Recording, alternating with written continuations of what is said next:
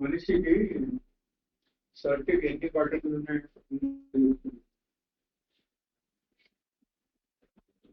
బైబిల్లో ఎన్ని పుస్తకాలు ఉన్నాయి, ఒక్కొక్క పుస్తకంలో ఎన్ని అధ్యాయాలు ఉన్నాయి, పక్కలో ఎన్ని నోట్లు ఉన్నాయో తెలుసు.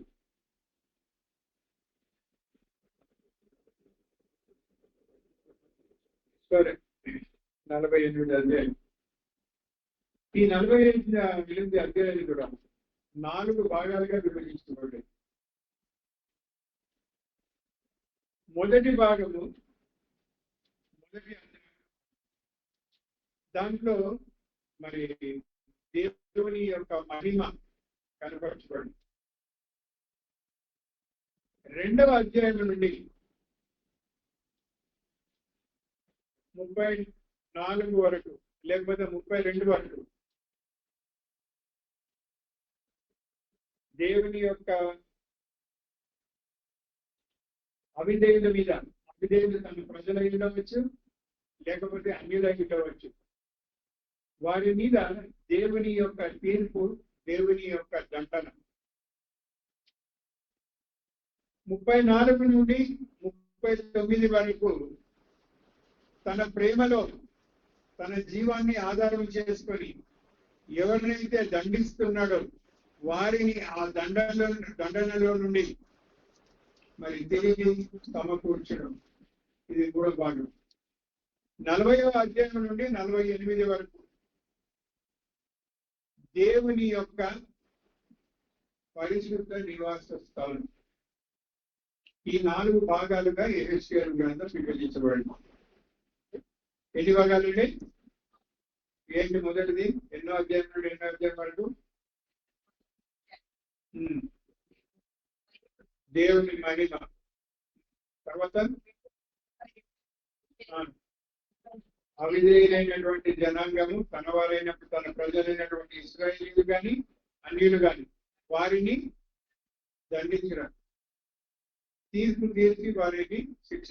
33 నుండి 39 వరకు వారిని ఏ విధంగా తిరిగి సమకూర్చినాడో అక్కడ వర్ణించబడింది. తర్వాత 40 నుండి 48 వరకు దేవుని యొక్క ఏమండి స్థలం, లేకపోతే పరిశుద్ధ గృహము, దాని గురించి. అది ఇక్కడ యెహెజ్కేలు ఒక దర్శనాన్ని చూశాడు.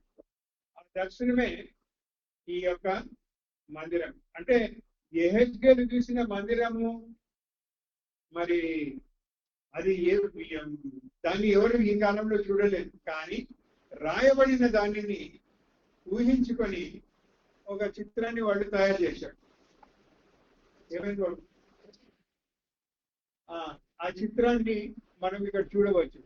ఇది మనం స్టెప్ బై స్టెప్ చాలా స్లో వెళ్తాం, ఎందుకంటే ఇది అర్థం చేసుకోవాలి, దాన్ని జ్ఞాపకం పెట్టుకోవాలి. అయితే దీని గురించి స్టడీ చేసే ముందు కొన్ని విషయాలు గమనించాలి. ఏంటంటే దేవుని యొక్క అసలు దేవుడు మందిరాన్ని ఎందుకు కోరుకుంటున్నాడు అనేది ఒక ప్రశ్న. నిర్గమకాండము 25వ అధ్యాయం 8వ వచనం దయచేసి చదవండి. నిర్గమకాండం 25వ అధ్యాయం 8వ వచనం.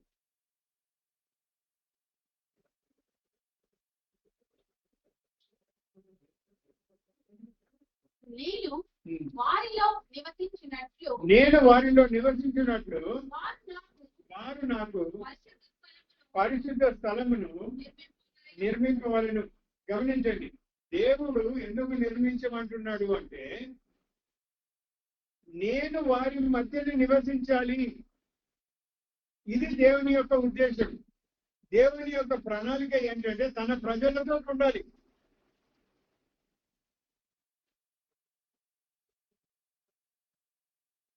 దానికి గానే మందిరాన్ని కట్టమంటున్నాడు. కానీ ఈ కాలంలో ఏమైపోయింది, మందిరాలు అంటూ కట్టేసి ఇది దేవుని ఆలయం అని దాని మీద రాజకీయాలు నడిపిస్తున్నాడు. అది కాదు.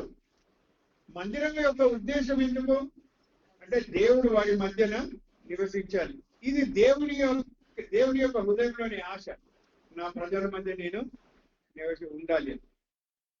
సరే, ఈ దర్శనం ఏదైతే కలిగిందో ఎప్పుడు కలిగింది, ఏ సమయంలో కలిగింది, ఇది మనకు అర్థమవుతేనే మనకు దర్శనం అర్థమవుతుంది. అందుకే క్లుప్తంగా చెప్తాను.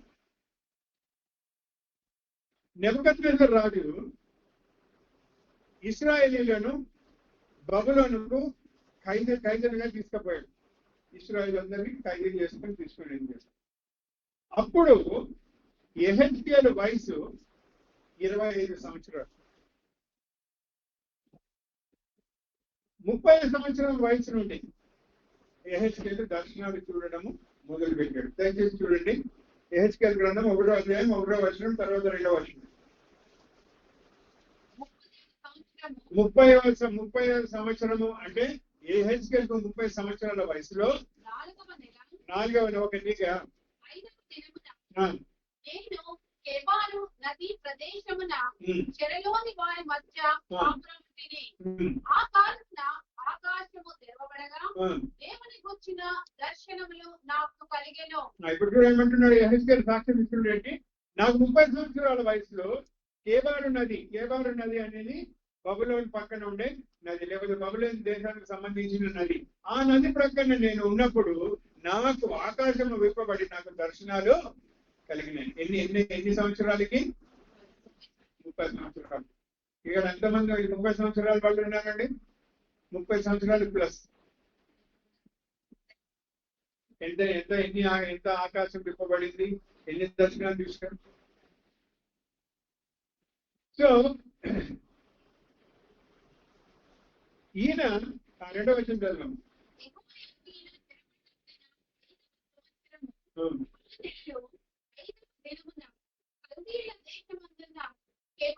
నది ప్రదేశమున యెహోవా వాక్కు ఊజీ కుమారుడును యాజకుడునకు యెహెజ్కేలునకు ప్రత్యక్షము కాగా.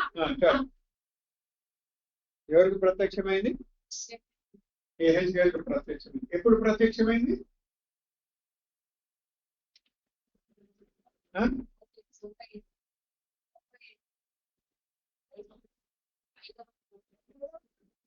ఐదవ సంవత్సరం. ఎప్పుడు 5వ సంవత్సరము?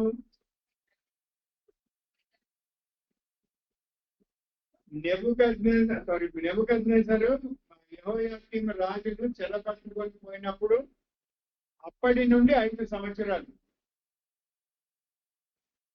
అంటే 30 సంవత్సరాలు ఆయన దర్శనాలు చూడటం మొదలు పెట్టాడు. కానీ 5 సంవత్సరాలకు ముందే దేవుని యొక్క ఏమని రాబడింది అక్కడ? యెహోవా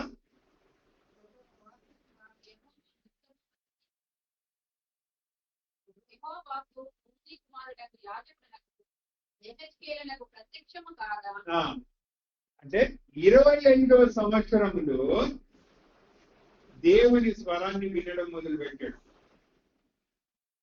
30వ సంవత్సరంలో దర్శనాలను చూడడం మొదలు పెట్టాడు. అంటే ఎప్పుడైతే దేవుని స్వరాన్ని వినడం మొదలు పెట్టాడో 5 సంవత్సరాలు ట్రైనింగ్ తీసుకున్న తర్వాత ఆయనకు దర్శనాలు, అంటే ఈ 5 సంవత్సరాల్లో ఆయన ప్రోగ్రెస్ అయినాడు, మెచ్యూరిటీలోకి వచ్చినాడు, పరిపక్వతలోనికి వచ్చినాడు, అనుభవంలోనికి వచ్చినాడు.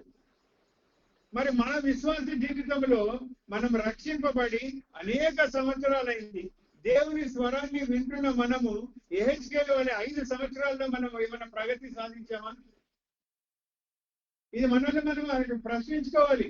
ఒకవేళ అలా కాలేజ్ మన జీవితంలో జరగలేదు, మనలో ప్రగతి జరగడం లేదు, లేకపోతే నా జీవితంలో ప్రగతి లేదు అంటే ఆ విశ్వాసాన్ని మనం ఒకసారి మనం ఏమంటారు పరీక్షించుకోవాలి. అది నిజమైన విశ్వాసమా కాదని. సరే, యాక్చువల్లీ చూడండి, సంఖ్యాకాండం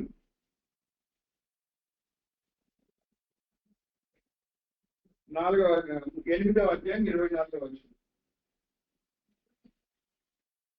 25 ఏళ్ళు మొదలుకొని పై ప్రాయము గల ప్రతి వాడును ప్రత్యక్షపు గుడారం యొక్క సేవలో పని చేయటకు రావాలను. అదే సంఖ్యాకాండం 4వ అధ్యాయం 2-3 వచనం.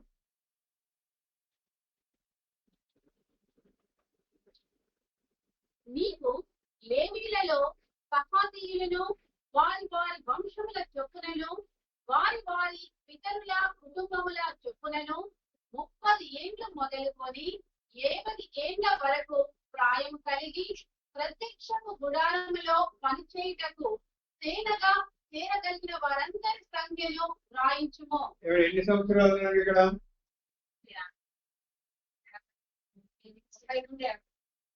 30 సంవత్సరాలకు ఏం చేయమన్నాడు?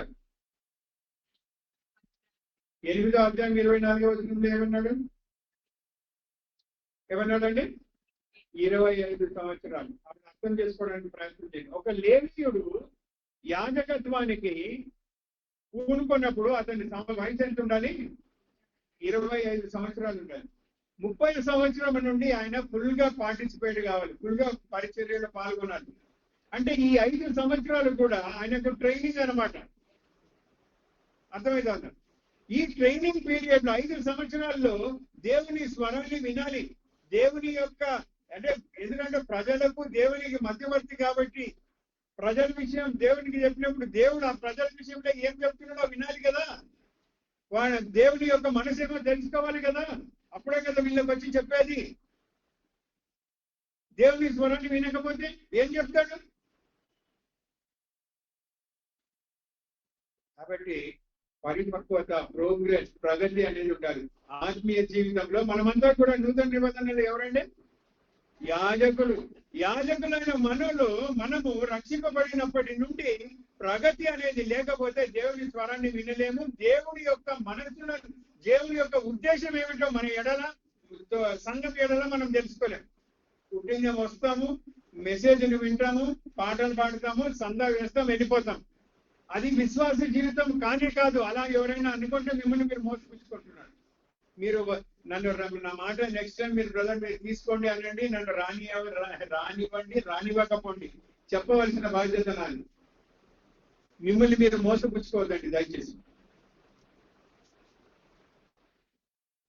చాలా మంది మోసపోతున్నారు. ప్రగతి అనేది అవసరం. నూతన నిబంధన మనమంతా యాజకులం.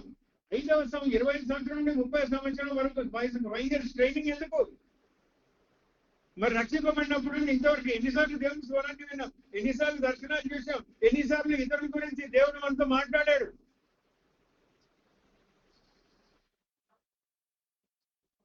సరే, 25వ సంవత్సరం అని దేవుడు ఎందుకు అన్నాడు? 22 అని ఉండొచ్చు కదా, 20 అని ఉండొచ్చు కదా. మిలిటరీలో ప్రవేశించాలి అంటే 17 నుండి 19 ఉండాలి. నాది లాస్ట్ ఇంకా 19 years అయిపోతుందన్న సమయంలో నేను సెలెక్ట్ అయ్యాను. దాని తర్వాత సెలెక్ట్ కాలేదు. 25 అనడంలో ఉద్దేశం ఏంటంటే 25 ఎలా వస్తుంది ఈ సంఖ్య అనేది?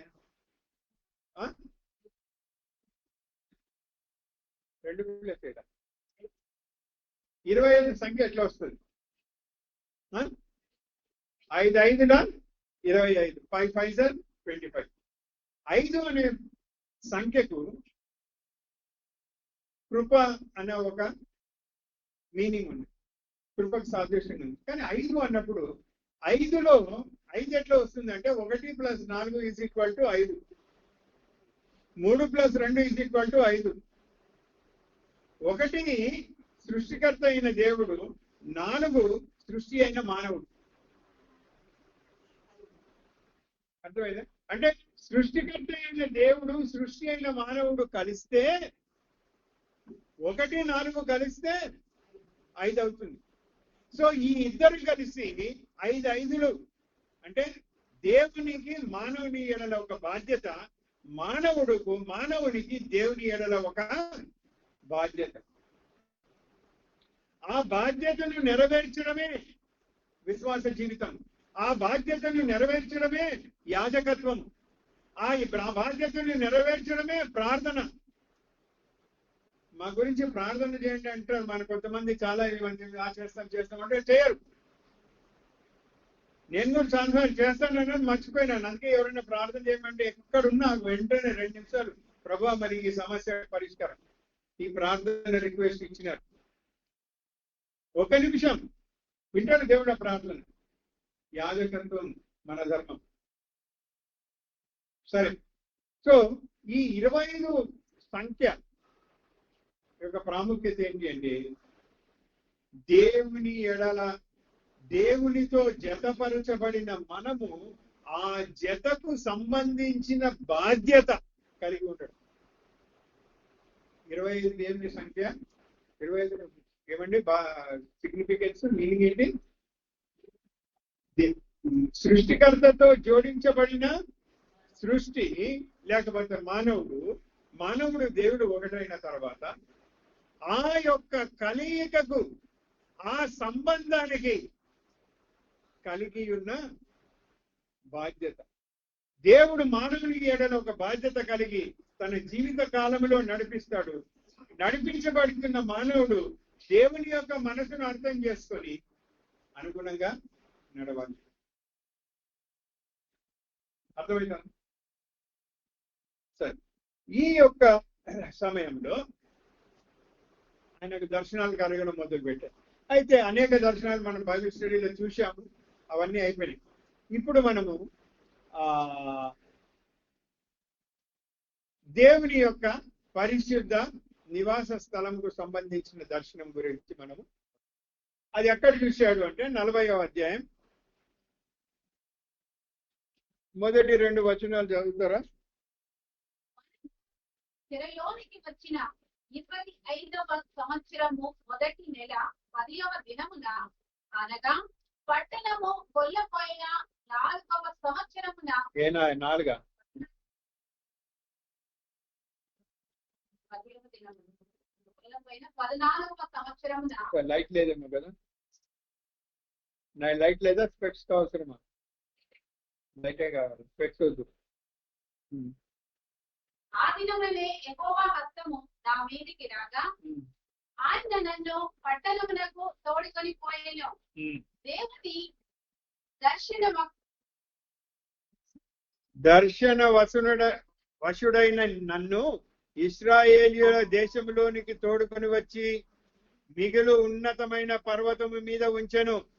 దానిపైన దక్షిణపు తట్టున పట్టణం ఒకటి వంటిది నాకు కనబడెను. సో ఇక్కడ మనం ఏం చూస్తాం అంటే, మనము చెరలోనికి వచ్చిన 25వ సంవత్సరమున మొదటి నెల 10వ దినమున ఈయనకు ఒక దర్శనం కలిగిందంట. చాలా జాగ్రత్తగా గమనించాలి. ఎన్నో సంవత్సరము చదవండి. నా ముఖంలో ఏం లేదు, నా ముఖంలో మీ కంఠదాలు తప్పించి బోడి తల తప్పించి ఏం కనిపించదు. చెరలోనికి వచ్చిన 25వ సంవత్సరమున అంటే ఇప్పుడు ఆయన వయసు ఎంత?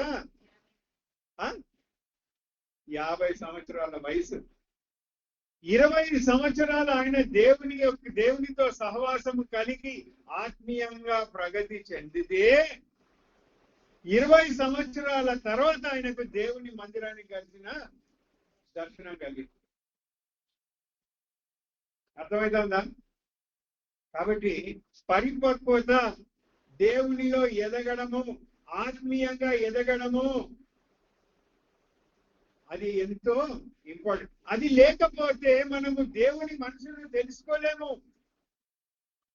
ఇవాళ నేను పై చదువులకు విదేశాలకు వెళ్ళాలన్నా, నేను ఒక కారు కొనుక్కోవాలన్నా, నేను ఒక ఇల్లు కట్టుకోవాలన్నా, దేవుని మనసుని తెలుసుకొని ఎంతమంది చేస్తున్నారు? ఎందుకు దేవుని మనసుని తెలుసుకోలేకపోతున్నారు? ఎందుకు? పరిపక్వత లేదు, ప్రగతి లేదు, చెరసాలలోనే ఉన్నారు. అంటే ఇల్లు కట్టుకుంటే నాకేం అభ్యంతరం లేదు, దేవుడికి మీకు ఆశీర్వదించి కట్టుకోండి. కానీ మొన్న చాలా మంది, నేను అక్కడ ఒక ఫ్లాట్ ఉంది కొంటా, నేను నేనేమనలేదు, గారు ఈ లోన్కి వాళ్ళ దగ్గర ఫోన్ చేసి అడుగు. సరే, నేను ఫోన్ చేస్తే అడిగిన అందాన్ని ఇంకో దగ్గర ప్రార్థన చేస్తాను, పిల్లవాడు నీ చిత్తాన్ని కనుక్కున్నాడో లేదో, నీ చిత్తమేమో అదే చేయి ప్రభా. ఒకవేళ నీ చిత్తం లేకపోతే ద్వారాన్ని మూసేయి, లేకపోయినా పర్వాలేదు. చెప్పదలుచుకున్నది ఏంటంటే, దేవుని యొక్క మనసును తెలుసుకొని, ఇది దేవుని యొక్క చిత్తం ఇష్టమైతే నేను దీనిని, పలానా అబ్బాయి నాకు వెళ్ళి సంబంధం చాలా బాగుంది, అమెరికా సంబంధం, అబ్బాయికి సంవత్సరానికి 20 లక్షలు, అంతా బాగుంది. దేవుని చిత్తమా? ఒక హైదరాబాద్ లో బంజారా హిల్స్ లో ఒక అబ్బాయి ఉంటాడు. వాళ్ళ నాన్న మంచి దైవ సేవకుడు, లేని వారిని చాలా భక్తి కలిగిన కుటుంబం. పిల్లవాడు సంఘంలో చాలా యాక్టివ్. తర్వాత ఏదో అంటే దాని సొంత బిజినెస్ ఉంది, చాలా ఫ్లరిష్ అయింది. దేనికి కొదవలేదు, ఒకడే కొడుకు. కూర్చొని తిన్నా కూడా 7 తరాలు తరగని ఆస్తి. మన దగ్గర డేవిడ్ కింగ్ గారు అని వచ్చారు, మీకు జ్ఞాపకం ఉందా? గుర్తుంది కదండి. వాళ్ళ కూతురికి సంబంధం వచ్చింది. ఏమంటారు, అవునా కాదు? మామూలుగా అయితే ఏమంటాం, అంతా బాగుంది కాబట్టి ముందుకెళ్ళదు, విశ్వాస కుటుంబం కదా. కానీ ఆయన ఏమన్నాడు, నేను ప్రార్థన చేసి చెప్తాను, నేను ప్రార్థన చేసి దేవుడు నాకు సెలవు ఇవ్వలేదు.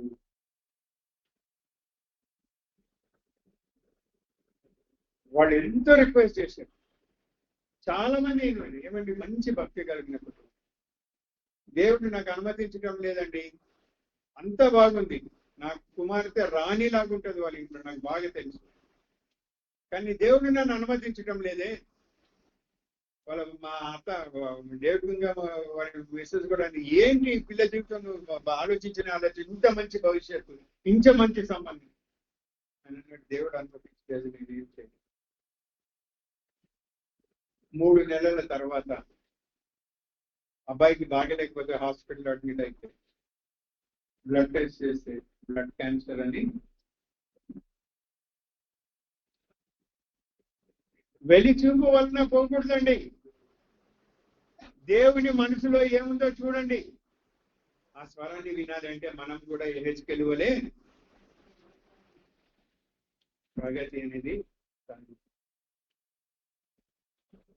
అలా కాకుండా సక్సెస్ఫుల్ కావచ్చు, లేదు అనడం లేదు, అన్ని నెగిటివ్ అవుతాయని నేను అనడం లేదు, కానీ ఆశీర్వాదం ఉండదు, జరగవలసింది జరగదు, దేవుని ప్రణాళిక జరగదు. సో ఇక్కడ మనం చూస్తాం 25వ సంవత్సరమున, అంటే 25 సంవత్సరాల తర్వాత, అంత సంవత్సరాల అనుభవం తర్వాతనే ఆయనకు దర్శనము, మందిరానికి సంబంధించిన దర్శనం కలిగింది.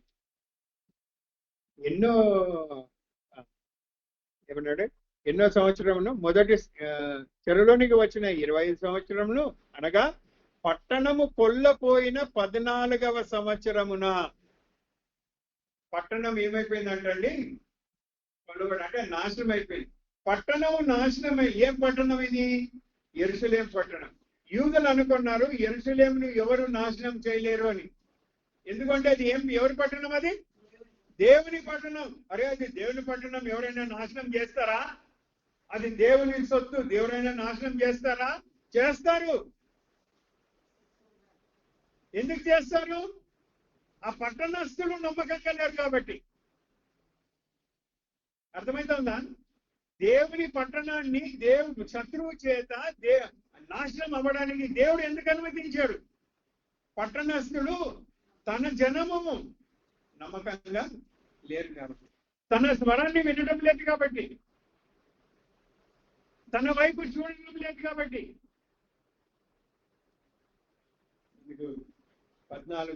14 ఎట్లా చేస్తారండి? 2 into 7. 7 అంటే పరిపూర్ణము లేకపోతే సంపూర్ణం, పర్ఫెక్ట్. రెండు సంఖ్యలు దేనికి సాదృశ్యం? సాక్ష్యానికి సాదృశ్యం. ఒక పర్ఫెక్ట్ టెస్టిమనీ, పరిపూర్ణమైన సాక్ష్యము ఏంటి అంటే, దేవుని చేత ఏర్పాటు చేసుకొనబడిన జనులు దేవునికి అనుగుణంగా జీవించకపోతే సాక్ష్యం ఏమయ్యా అంటే వాళ్ళు ఏమైపోతారు? 14వ తేదీన ఏమైపోయింది? చెరపట్టుకొని పోబడినారు, నాశనం అయిపోయినారు, కొల్లగొట్టబడినారు, సమస్తము పోయింది.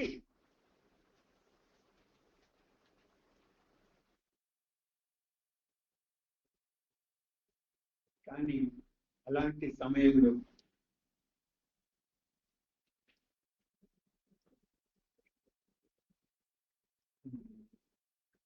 నిర్గమకాండం 12వ అధ్యాయం 3వ వచనం, నిర్గమకాండం. వీరు ఇశ్రాయేలీయుల సమాజముతో ఈ నెల దశమి నాడు వారు తమ తమ కుటుంబముల లెక్క చొప్పున ఒక్కొక్కడు గొర్రె పిల్లనైనను మేక పిల్లనైనను అనగా ప్రతి ఇంటికి ఒక గొర్రె పిల్లనైనను ఒక మేక పిల్లనైనను తీసుకొనవలెను. యెహెజ్కేలు 25వ సంవత్సరమున మందిరం దర్శనం ఏ దినమున చూశాడు? ఏ దినమున? చదవండి. నా ముఖం నేను చెప్పాను, నా ముఖంలో ఏముంటది? 5వ దినమా? 10వ దినమున, 25వ సంవత్సరం 10వ దినమున ఆయన దర్శనం చూశాడు. నిర్గమకాండంలో ఏం చెప్పబడింది? ఏ దేవుడు మోషే ద్వారా ఏం చెప్తున్నాడు? 12వ అధ్యాయం 3వ వచనంలో ఈ నెల దశమి నాడు. దశమి అంటే ఏంటి?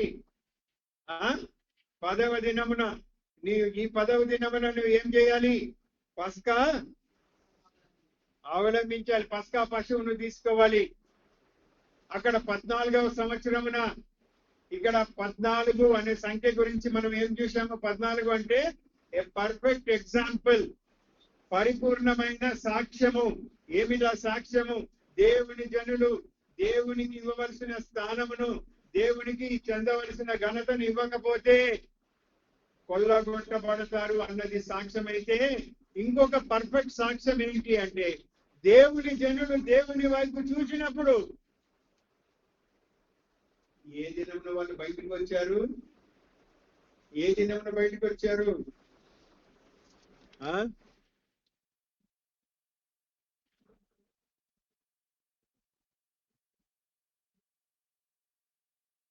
12వ అధ్యాయం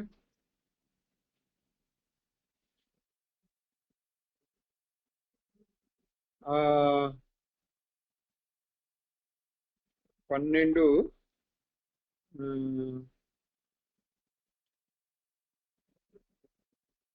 అక్కడ 14 అని ఉంటుంది చూడండి.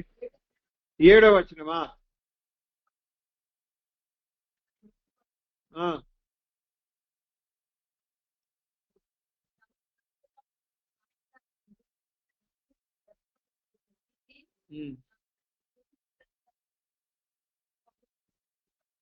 చాలు చాలు సిస్టర్. అంటే అక్కడ పస్కా దినమున, 14వ దినమున ఏం జరిగిందంట? వారికి 41వ వచనం ఒకసారి చదవండి. 41, 42. ఆ 430 సంవత్సరములు గడిచిన తర్వాత జరిగినదేమనగా, ఆ దినమందే యెహోవా సేనలన్నీ ఐగుప్తు దేశములో నుండి బయలుదేరిపోయాను. ఆయన ఐగుప్తు దేశములో నుండి వారిని బయటికి రప్పించినందున ఎన్నో దినమున బయటికి తీసుకొని వచ్చారండి? 14. సో 14 ఇంకొక పర్ఫెక్ట్ సాక్ష్యం ఏంటి అంటే, చెరపట్టబడిన 430 సంవత్సరములు చెరలో ఉండి ఐగుప్తులో బందీలుగా బానిసలుగా ఉన్న తన జనాన్ని పస్కా బలి పశువు ద్వారా ఆయన వారికి విడుదల దయచేశాడు. సో ఒక పక్క సాక్ష్యం ఏంటి? శిక్ష. ఇంకో పక్క సాక్ష్యం ఏంటి? విడుదల, లేకపోతే విమోచన. సో 25 సంవత్సరమున మరి 14వ దినమున ఆయన చూశాడు. ఏం చూశాడు అంటే, మరి మనం ముందుకెళ్దాం. 40వ అధ్యాయం 1వ వచనం. ఓకే, అది అయిపోయింది కదా. ఎక్కడ చూశాడు ఇది దర్శనం? 2వ వచనంలో రాయబడింది. ఏమని రాయబడింది? నేను దర్శనం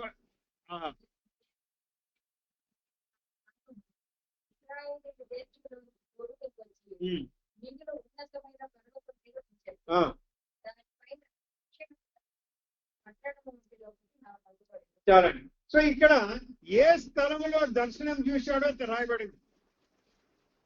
దర్శనం ఎక్కడ చూశాడు, ఏ స్థలంలో చూశాడు అనేది రాయబడింది.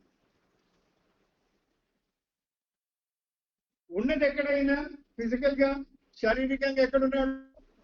బబులోనులో, చెరసాలలో ఉన్నాడు.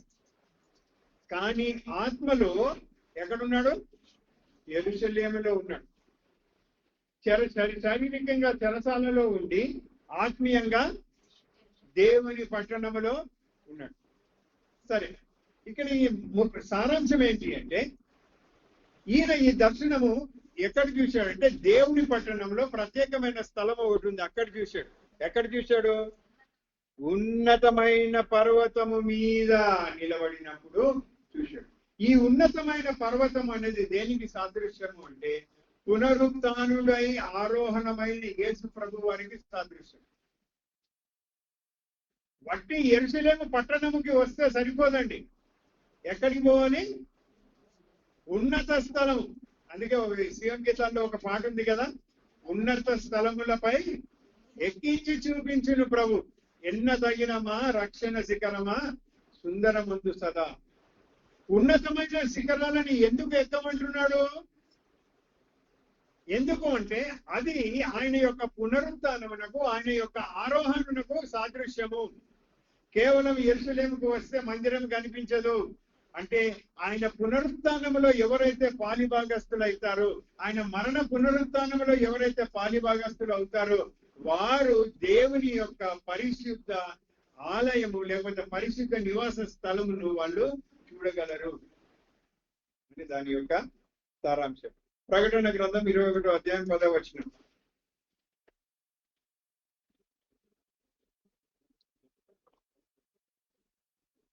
ఆత్మవశుడనై ఉన్న నన్ను ఎత్తైన గొప్ప పర్వతము మీదికి కొనిపోయి యెరూషలేము అను పరిశుద్ధ పట్టణము దేవుని మహిమ గలదై పరలోకమందున్న దేవుని యుద్ధ నుండి దిగి వచ్చుట నాకు చూపెను. ఎవరు చూశారండి ఇది? యెహెజ్కేలు, యోహాను. పాత నిబంధనలో యెహెజ్కేలు, నూతన నిబంధనలో యోహాను. ఎక్కడున్నారు వాళ్ళకి ఈ దర్శనాలు? ఎక్కడున్నా కనిపిస్తున్నాయి? ఎత్తైన పర్వతం అంటే పునరుత్థానుడైనటువంటి ఆరోహణుడైనటువంటి అంటే క్రీస్తు యొక్క పునరుత్థానము, క్రీస్తు యొక్క ఆరోహణములో మనము పాలు పొందితే మరి మీరు అనవచ్చు ఏ విధంగా పాలు పొందుతారు? ఎఫెసీయులకు రాసిన పత్రికలో ఏం రాయబడిందంటే మనము రక్షింపబడినప్పుడు క్రీస్తుతో పాటు ఉన్నత స్థలములలో కూర్చుండబెట్టబడి ఉన్నామంటే రక్షింపబడి ఉండాలి. నంబర్ 1, రక్షింపబడిన వాడు మాత్రమే దేవుని యొక్క మందిరం యొక్క పరిశుద్ధతను, మందిరం యొక్క ప్రాముఖ్యతను తెలుసుకోగలడు. అది దాని యొక్క సారాంశం. సరే, 3వ వచనం కోసం రండి.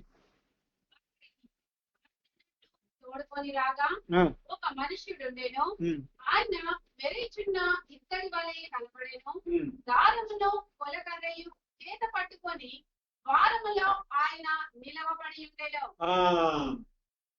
ఇప్పుడు ఈయన మందిరం యొక్క దర్శనాన్ని, దేవుని పరిశుద్ధ స్థలం యొక్క దర్శనాన్ని ఆయన చూసే ముందు ఎవరు వచ్చారంట అక్కడికి? ఏమండి? ఆత్మ ఈయనను తోడుకొని వచ్చినప్పుడు ఒక మనుషుడు అక్కడ ఉన్నాడట. ఆయన ఎట్లున్నాడు? మెరుగుచున్న ఇత్తడి వలె కనబడేను. ఆయనంతా ఇత్తడిలాగున్నాడు. ఇత్తడి దేనికి సాదృశ్యము అంటే, దేనికి సాదృశ్యం? తీర్పుకు లేకపోతే పరీక్షకు సాదృశ్యం. అంటే పరీక్షింపబడిన వాడు, తీర్పును పొందిన వాడు, లేకపోతే తీర్పు పొంది తీర్పును అనుభవించిన వాడు, పరీక్షించబడిన వాడు ఎవరు ఉంటారు? ఈయన ఇంతవరకు మనం ఆరాధన వర్తమానంలో విన్నాం, క్రీస్తు యేసునందు ఏ శిక్ష వినలేదు. ఎందుకు? మన శిక్ష, మన తీర్పు అంతా ఆయన కూడా. ఇది చూడండి, యోహాను సువార్త 3వ అధ్యాయం 14వ వచనం. అరణ్యంలో మోషే సర్పమును ఎలాగ ఎత్తెనో అలాగే విశ్వసించు ప్రతి వాడును నశింపక ఆయన ద్వారా నిత్య జీవము పొందినట్లు మనుష్య కుమారుడు ఎత్తబడాలెను. మనుష్య కుమారుడు ఎత్తబడవాలెను. ఏలాగ ఎత్తబడాలి? మోషే సర్పమును అరణ్యమందు ఏలాగ ఎత్తాడో మోషే అరణ్యంలో ఏ సర్పమును ఎత్తాడు? ఇత్తడి సర్పమును. ఇక్కడ ఇక్కడ కనిపించిన వ్యక్తి ఎవరు? ఇత్తడిని పోలిన వాడు. అంటే దీని యొక్క భావం ఏమిటి అంటే, ఏ విధముగా సర్పము వట్టి ఆకారము మాత్రమే, సర్పములో విషం లేదు, సర్పంలో ప్రాణం లేదు. మోషే ఎత్తిన సర్పం, అవునా? అవునా కదా? ఇత్తడి సర్పము వట్టి ఆకారము మాత్రమే, దాంట్లో విషం లేదు, ప్రాణం లేదు. అదే విధంగా పాపి అయిన మానవుని రూపంలో మాత్రమే యేసు ప్రభు ఉన్నాడు, కానీ ఆయనలో పాపము లేదు. అందుకే ఆయన ఏ పాపము చేయలేదు, పాపరహితుడు. పాపరహితుడు సర్పముగా అంటే మనిషిని పోలికలో ఆయన శిక్షను అనుభవించాడు. ఇప్పుడు ఆయన వచ్చాడట. ఈయన ఏం చేస్తున్నాడు? ఈ మనిషి వచ్చి యేసు ప్రభు వాడు వచ్చి ఏం చేస్తున్నారట? నేను నీకు చూపుచున్న వాటినన్నిటినీ కన్నులారా చూచి చెవులారా విని మనస్సులో ఉంచుకొనుము. నేను వాటిని నీకు చూపటకై నీ విచ్చడికి తేబడితివి. నీకు కనబడిన వాటినన్నిటినీ ఇశ్రాయేలీయులకు తెలియజేయము. ఇది ఇలా మాట్లాడుతున్నాడు, కానీ ఆయన చేతిలో ఏముంది? ఆయన చేతిలో ఏముందండి? దారమును కొలకర్రమును మెజర్ చేయడానికి. మెజర్ ఏమంటారు? కొలవడానికి. సాధారణంగా ఇప్పుడు మీరు చీర కొనడానికి వెళ్ళారనుకో, ఏం చేస్తారు? గాలి లేదా? సరే తీయండి, మరి కనిపిస్తుందా లేదా? తీయండి, ఓపెన్ చేయండి.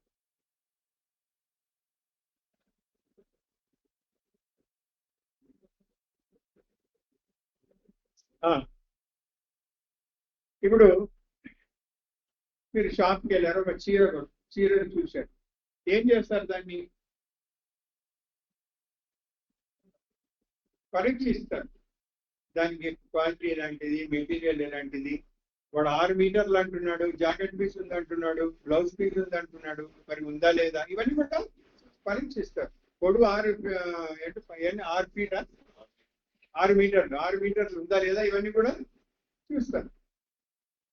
సో ఈయన కూడా కొలకర్ర దారంతో పరీక్షిస్తున్నాడు.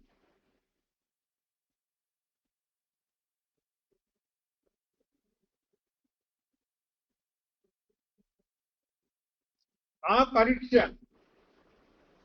మన జీవితాలలో జరిగినప్పుడే అవి కొన్నిసార్లు మనకు శ్రమలుగా మారుతాయి, కొన్నిసార్లు రోగాలుగా మారుతాయి, కొన్నిసార్లు దెబ్బలుగా మారుతాయి, కొన్నిసార్లు నష్టాలుగా మారుతాయి. ఈ కొలవడం ఉద్దేశం ఏంటి అంటే, ఏంటి ఉద్దేశము?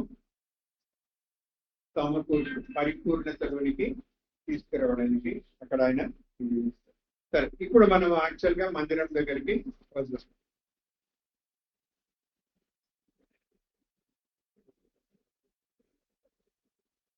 నలభై 45వ వచనం, 45వ అధ్యాయం.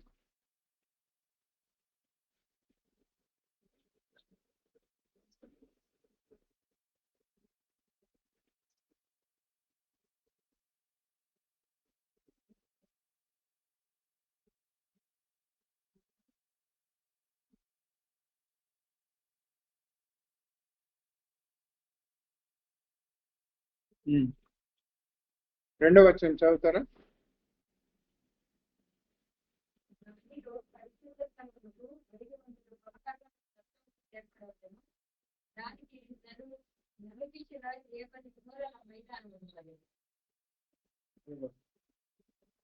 ఓకే, ఇది ఏంటి బాబు కరెక్ట్గా జరగటం లేదు.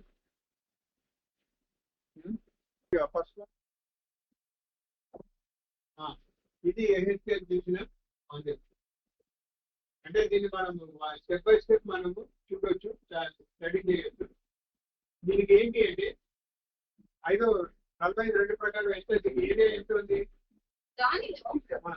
పరిశుద్ధ స్థలములకు 500 కులకర్రల చచ్చౌకము ఏర్పడవలెను. చచ్చౌకము అంటే స్క్వేర్. ఇది స్క్వేర్ షేప్ లో ఉండాలి. ఒక సైడ్ ఎంత ఉండాలి? 500, అంటే 500 క్యూబిట్స్ అనేది ఉండాలి. ఇది 500, ఇది 500, ఇది 500, ఇది 500. ఇది ఏరియా ఇది. ఓకేనా?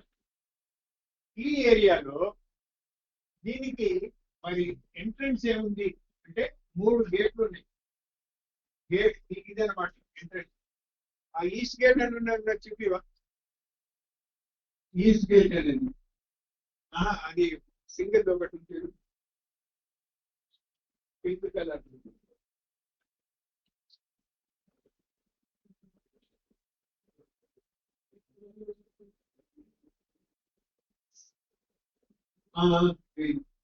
ఇది గేట్ అంటే ఇది అనమాట, ద్వారం. గేట్ అంటే మామూలుగా ఇంటికి ఉండే గేట్ కాదు, ఇది ఇంత పెద్దగా ఇది.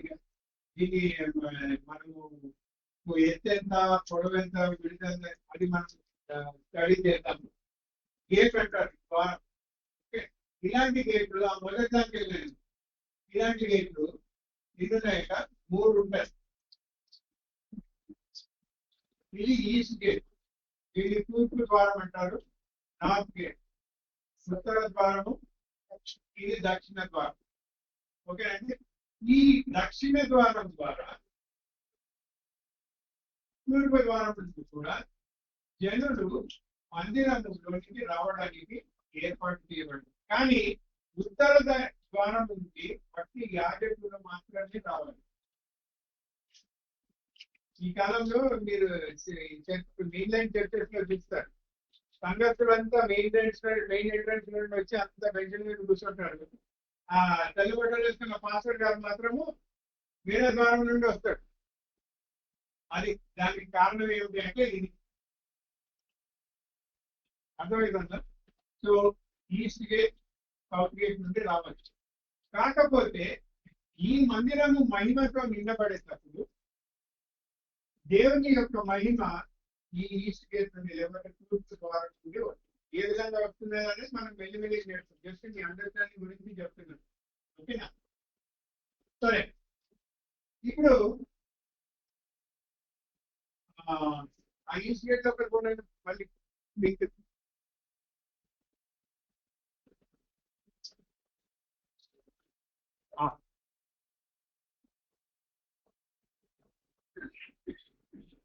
ఇక్కడ మీరు ఎన్ని మెట్లు ఉన్నాయి లెక్క పెట్టండి. 1 2 3 4 5 6 7 స్టెప్స్. 7 స్టెప్స్ ఎక్కి లోపలికి పోవడానికి అవకాశం. 7 అనేది అది పరిపూర్ణమైనది. ఏమిటి ఆ పరిపూర్ణత అనేది తర్వాత చూద్దాం. సరే, టెంపుల్ దాంట్లోకి వెళ్తాం. ఓకే, మనం ఈ ఈస్ట్ గేట్ నుండి లేకపోతే సౌత్ గేట్ నుండి మెట్లెక్కి లోపలికి వస్తాం. దీనిని అవుటర్ కోట్ అంటారు, వెల్లపట్టి ఆవరణం. వెల్లపట్టి ఆవరణం. ఈ వెల్లపట్టి ఆవరణం నుండి మళ్ళీ ఇక్కడ ముందుకు వస్తే ఇక్కడ ఇన్నర్ కోర్ట్ అంటే లోపటి ఆవరణమునకు ఇది ఎంట్రన్స్. ఇక్కడ ఎట్లయితే వెలుపటి ఆవరణంకి ఇది గేట్ ఉందో అదే విధంగా లోపలి ఆవరణం కూడా ఒక గేట్ ఉంటుంది. ఇది 7 మెట్లు అయితే ఇది 8 మెట్లు. అంటే అర్థం ఏంటి? 7 + 8 ఎంత? 15. 15 మెట్లు ఎక్కితే ఇప్పుడు మన అక్కడి నుండి ఇక్కడికి రావడానికి ఎన్ని మెట్లు అయినాయి? ఎన్ని మెట్లు బ్రదర్? ఎన్ని మెట్లు అనండి, ఎన్ని ఉంటాయి కదా. ఇన్నిసార్లు వచ్చారు, కౌంటింగ్ చేయలేదా? 17 మెట్లు. సో అంటే అంత ఎత్తు అనమాట. అంటే ఈ స్క్రీన్ భూమి మీద అంటారు, రోడ్డు మీద నుండి పరిశుద్ధ స్థలంలోకి వచ్చేటప్పటికి అంత ఉన్నతమైన స్థాయి. దాన్ని దేని ఏం సూచిస్తుంది అంటే ఒక విశ్వాసి అంతగా ఎదిగితే తప్పించి పరిశుద్ధతలోనికి రాలేదు. అర్థమైనా? సో ఇదన్నమాట. ఈ యొక్క లోపటి ఆవరణంలో ఇక్కడ బలిపీఠం ఉంటుంది. బలిపీఠం క్రాస్ షేప్ లో ఉంటుంది. అది మనం బలిపీఠం దగ్గరకు వచ్చినప్పుడు చూద్దాం. కాకపోతే ఇప్పుడు మనం చూడవలసింది ఏంటంటే ఈ యొక్క లోపలికి మనం వచ్చినప్పుడు వెనపటి ఆవరణము ఏమంటారు, అవుటర్ కోర్ట్ అంటూ ఎయిర్పోర్ట్ ఇది ప్లాట్ఫామ్ అంటారండి. లోపలికి ఎంటర్ అయిన వెంటనే లెఫ్ట్ సైడ్ రైట్ సైడ్ అట్లా నాలుగు దిక్కుల రూమ్స్ ఉంటాయి. ఇది ఒకటి ఇట్లా 5+5 10. ఇది ఒక 5+5 10. ఇక్కడ 5+5 10 అంటే ఎన్ని? 30. ఈ 30 రూమ్స్ ఏవైతే ఉన్నాయో ఇప్పుడు ప్రజలు లోపలికి వస్తారు కదా. లోపలికి వచ్చినప్పుడు వాళ్ళు ఏం తీసుకొని వస్తారు? మందిరం ఏం తీసుకొని వస్తారు? అర్పణ తీసుకొని వస్తారు. అర్పణలు లోపల అర్పించిన తర్వాత వీళ్ళు అర్పణలుగా భుజించాలి కదా.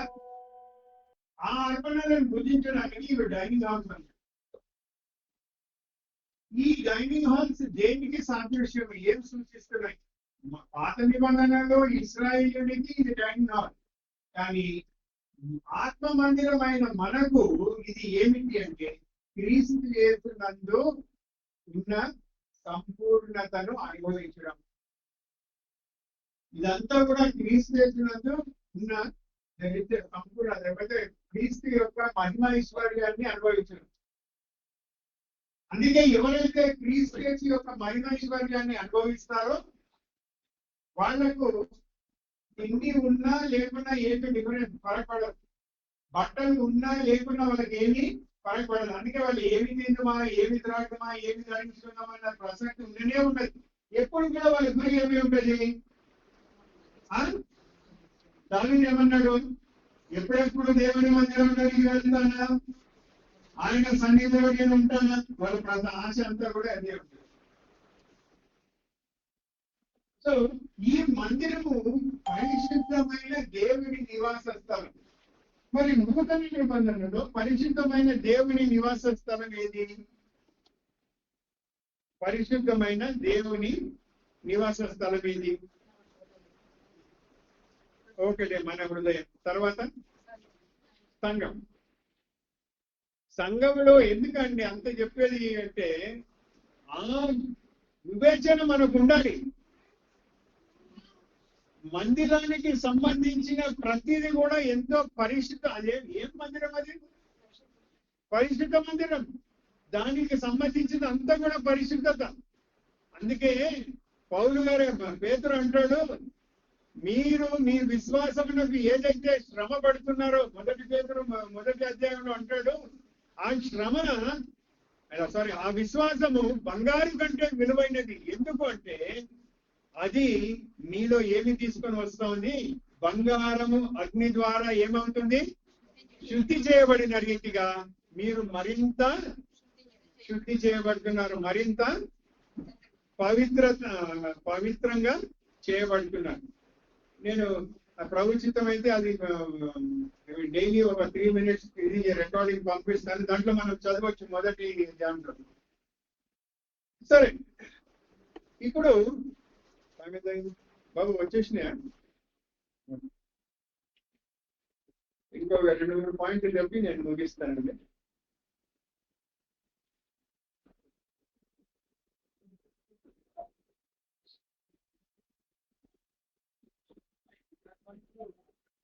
సరే, ఇప్పుడు ఈ యొక్క ఇది రోడ్ అండి.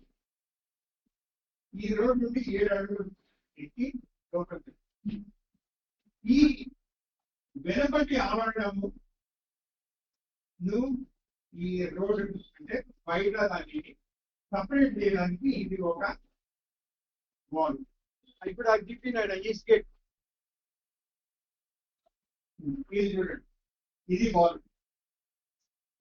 ఇది గోడ. మనం ఇక్కడ ఉన్నాం రోడ్ మీద. ఈ గోడ ఏం చేస్తుంది? సాధారణ మనం గోడ ఎందుకు కడతాం?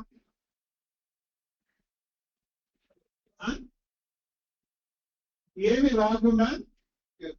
ఇక్కడ కూడా ఈ గోడ ఏం చేస్తుంది అంటే దేవుని లోపల ఉన్నదంతా ఎవరికి సంబంధించినది? ఇంట్లో ఉన్నదంతా ఎవరికి సంబంధించింది? మనకి కదా. సో ఇది దేవుని పరిశుద్ధ మందిరం కదా. ఇది ఎవరికి సంబంధించింది? సో లోపల ఉన్నదంతా దేవునికి సంబంధించి. దేవునికి సంబంధించిన దానితోటి దేవునికి సంబంధించినది అంటే బయట ఉన్నది లోపలికి రాకుండా ప్రివెంట్ చేస్తుంది ఒకటి. రెండవది బయటలో అపవిత్రమైన దానిని పవిత్రమైన దానిని ఏం చేస్తుంది? వేరుపాటు చేస్తుంది.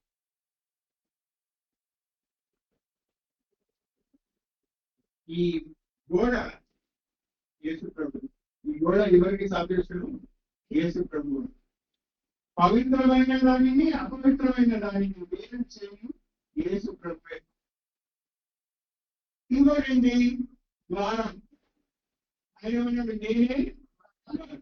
అంటే అపవిత్రమైనది క్రీస్తు ద్వారం పవిత్రపరచబడి పవిత్రతలోనికి వెళ్ళాలి. అర్థమైందా? అపవిత్రమైనది క్రీస్తు ద్వారా పవిత్రపరచబడి పవిత్రతలోనికి ప్రవేశించారు. అది దేవుని యొక్క ఏర్పాటు. తర్వాత ఇంకోటి మర్చిపోతుంది పాయింట్. అచ్చా, ఓకే.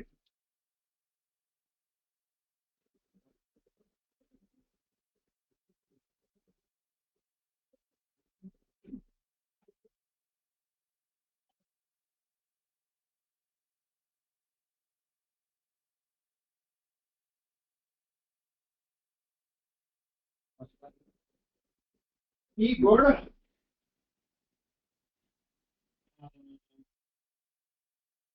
ఇది 6 మూరలు.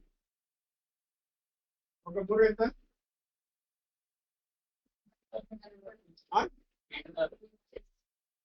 12 ఇంచెస్. ఒక మూర 12 ఇంచెస్.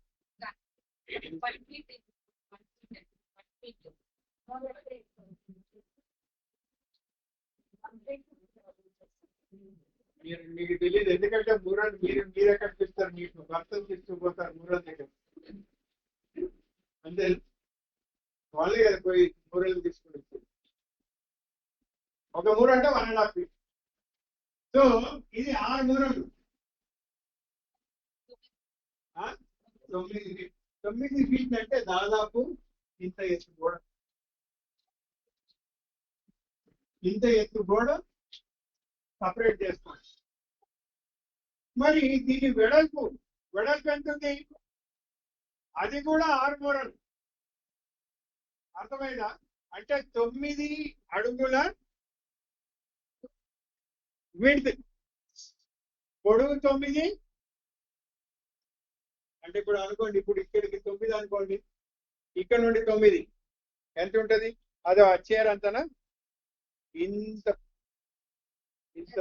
లావు చైనా వాళ్ళకి. సరే, ఇప్పుడు ఇది 9, ఇది 9. అది ఏమవుతుంది అప్పుడు? అటు సైడ్ 9, ఇటు సైడ్ 9. అది ఏమైపోతుంది? అది స్క్వేర్ అవుతుంది. అంటే స్క్వేర్ ఈజ్ ఆల్వేస్, దాన్ని ఏమంటారు? A perfect square. యేసు ప్రభు వారు అన్ని 6 అనే సంఖ్య ఎవరికి సాదృశ్యము? మనిషికి సాదృశ్యం. యేసు ప్రభు వారు మానవుడిగా ఈ లోకంలోనికి వచ్చి మనిషిగా 6 అనే సంఖ్యను తాను ధరించి పర్ఫెక్షనిస్ట్ గా ఆయన ఉన్నాడు. కాబట్టే ఆయన గోడ, కాబట్టే ఆయన ద్వారము, కాబట్టే ఆయన మెట్లు, కాబట్టే ఆయన సమస్తం. అర్థమవుతుందా? ఆ పర్ఫెక్షన్ లోకి మానవుడు రావాలి అని దేవుని ఏ విధముగా అయితే ఆ మందిరం అన్ని విషయాల పరిశుద్ధత, పరిపూర్ణత ఉందో, తాను రక్షించిన మానవుడు కూడా అదే స్థాయికి చేరాలి. అది ఆయన యొక్క ఉద్దేశం. అర్థమైంది? ఇంకెక్కువ చెప్తే మీరు బుర్రకెక్కదు.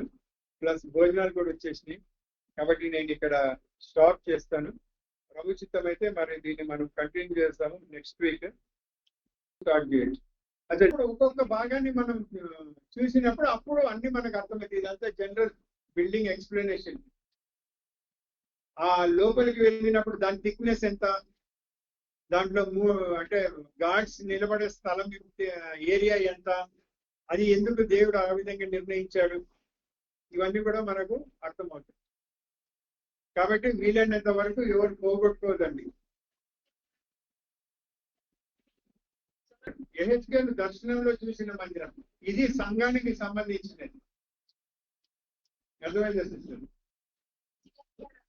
ఇది ఫిజికల్ గా లేదు, ఇది జస్ట్ ఆయన జస్ట్ ఆత్మలో చూసిన దర్శనం. ఇది ఎన్నటికీ కట్టబడదు. అదే దేవుని యొక్క హృదయంలో ఉన్న మందిరం. ఏంటి అంటే ప్రత్యేకపరచబడి ఉండాలి, నంబర్ 1. రెండవది, మొట్టమొదటి మనం ఏం చూసామండి?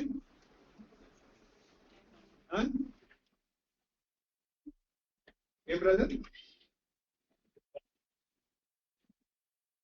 సపరేషన్ కాక ఇంకేముండాలి? ప్రోగ్రెస్. 25 సంవత్సరాలు 30 సంవత్సరాలు ఇది బాగా జ్ఞాపకం పెట్టుకోండి. లేకపోతే యెరూషలేములో ప్రవేశించినాడు, విశ్వాసం అందరూ యెరూషలేములో ఉన్నారు, లేదనటం లేదు. కానీ ఎక్కడ లేరు? పర్వతము మీద లేరు. పర్వతము మీద ఎక్కిన వారు మాత్రమే దీనిని అర్థం చేసుకోగలరు, దీనిని చూడగలరు. లేదంటే మిగతా వాళ్ళంతా కూడా వస్తాము పాటలు పాడతాము, ఆరాధన చేస్తాము, వాళ్ళలో పాల్గొంటాము, చంద పెడతాము, ఎవరిని పెడితే తింటాము, మేము వెళ్ళిపోతాము.